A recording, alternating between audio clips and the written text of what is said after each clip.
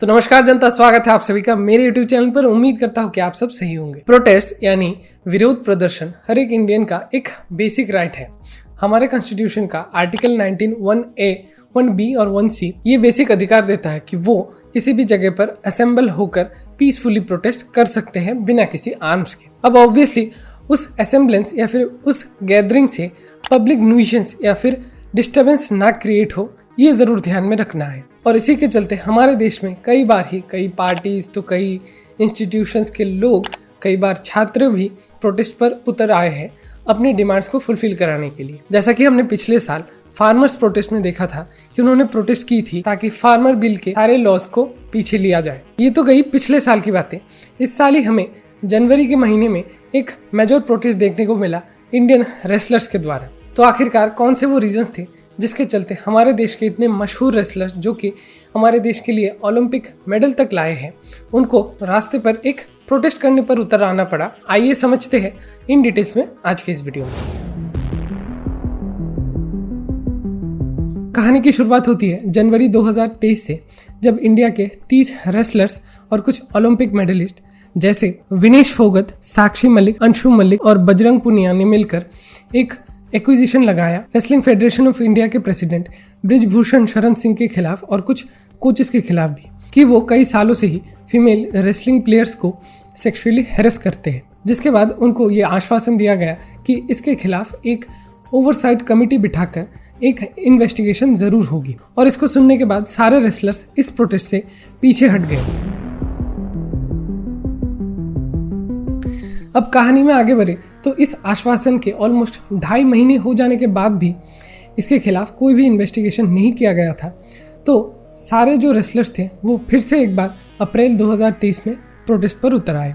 और इस बार प्रोटेस्ट हो रहा था नई दिल्ली के जंतर मंतर इलाके में। और इस बार उनका डिमांड था कि ब्रिजभूषण सिंह को अरेस्ट किया जाए और उस ओवरसाइट कमेटी के फाइंडिंग्स को फाइनली पब्लिक किया जाए। जब रेसलर्स से वापस पूछताछ किया गया तो उन्होंने ये बताया कि ये सब कारनामा 2012 से ही ब्रिजभूषण के बंगलो या फिर फार्म हाउस में ओपनली चल रहा था। और इसके खिलाफ अलग अलग फीमेल रेसलिंग प्लेयर्स के द्वारा कंप्लेंट फाइल भी किया गया था, लेकिन दिल्ली पुलिस ने इस बारे में एक भी FIR रजिस्टर नहीं किया था। और जब रेसलर्स को प्रोटेस्ट साइट पर काफ़ी ज़्यादा तकलीफें आ रही थी, जैसे कि इलेक्ट्रिसिटी का कट ऑफ हो जाना, पानी की कटौती, तब उन्होंने ये डिसाइड किया कि इस मैटर को वो सुप्रीम कोर्ट तक पहुँचाएंगे। और फाइनली 28 अप्रैल 2023 को सुप्रीम कोर्ट ने ये निर्णय लिया कि ब्रिजभूषण सिंह के खिलाफ 2 FIR रजिस्टर किया जाए। अब बात करें इन्वेस्टिगेशन कमेटी की, तो इसको मैरी कॉम, जो कि एक फेमस इंडियन बॉक्सर है, उनके द्वारा लीड किया जा रहा था। इस ओवरसाइट कमेटी में रेसलर्स के साइड से विनीता फोगट, जो कि खुद भी एक रेसलर थी, वो इन्वॉल्व थी। लेकिन वो इस कमेटी के फाइंडिंग से बिल्कुल भी सेटिस्फाइड नहीं थी और ऊपर से इनके फाइंडिंग्स को पब्लिक भी नहीं किया गया था। PTI या फिर प्रेस ट्रस्ट ऑफ इंडिया के एक रिपोर्ट के हिसाब से, उस ओवरसाइट कमेटी के फाइंडिंग्स की रिपोर्ट के हिसाब से ब्रिजभूषण को एक क्लीन चिट दिया जाने वाला था। और सभी रेसलर्स इस डिसीजन से बिल्कुल भी खुश नहीं थे।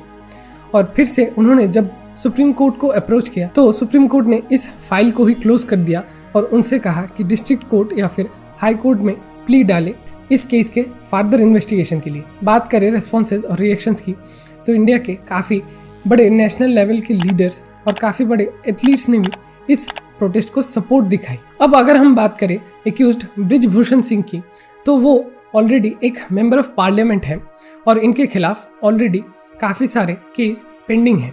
और इवन ललन टॉप के एक इंटरव्यू में तो इन्होंने खुद अपने मुंह से ये कहा है कि उनके हाथों एक मर्डर तक हो गया। मेरे जीवन में मेरे हाथ से एक हत्या हुई है। लोग जो कुछ भी कहें, मैंने एक हत्या की है। रविंदर को जिस आदमी ने मारा है, मैंने हाथ छोड़ा करके और उसको तुरंत राइफल से उसके पीठ पर रख करके मार दिया और मर गया। अब मैं यहाँ पर किसी का भी पक्षपात नहीं कर रहा हूँ, वो तो कोर्ट का ही ऑर्डर है जो कि फाइनल डिसीजन डिक्लेयर करेगा। लेकिन इतने बड़े लेवल के इंडियन एथलीट्स को इस तपती धूप में सड़ते हुए देखना एक काफ़ी ज़्यादा शर्मनाक बात है, क्योंकि इन्होंने मुसीबत के वक्त देश का नाम रोशन किया था ओलंपिक जैसे बड़े स्पोर्ट्स इवेंट में अपना टैलेंट दिखाकर। तो आज के लिए इस वीडियो में इतना ही। मैं इस वीडियो को लाइक या फिर चैनल को सब्सक्राइब करने को नहीं कह रहा हूँ, हो सके तो इस वीडियो को आप ज़रा शेयर कर दीजिएगा। मिलते हैं फिर अगले वीडियो में।